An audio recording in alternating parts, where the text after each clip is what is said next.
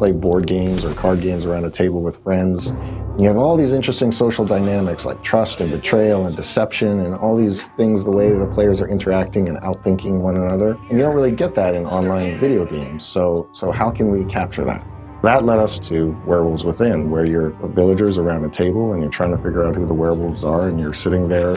It's like playing a card game, but in a way that was never possible before VR. Werewolves Within is set in the village of Galveston, and Galveston has a bit of a problem. It is infested with werewolves.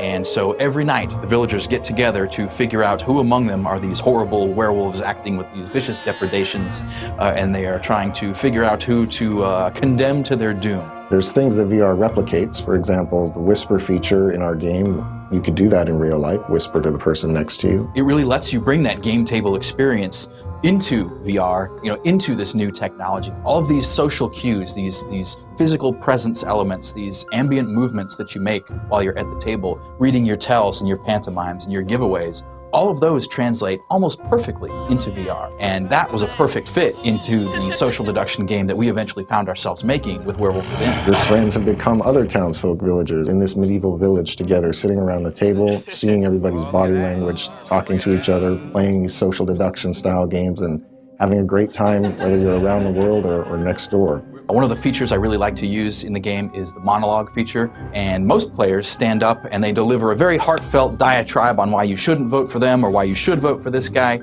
Usually I like to use it just to shut everyone up, and I'll cross my arms, standing up silently, and just shake my head in disapproval. At Red Storm, there's a long multiplayer history here. We've done a lot of different types of multiplayer games, and what VR brings to us now, a new way to let players interact with each other. So Werewolves Within is this social around the table experience that's very discussion and personality based. But we're working on things that give other types of player interaction in VR, and we have a lot of exciting ideas and expect a lot of great things to come out of here in the next few years.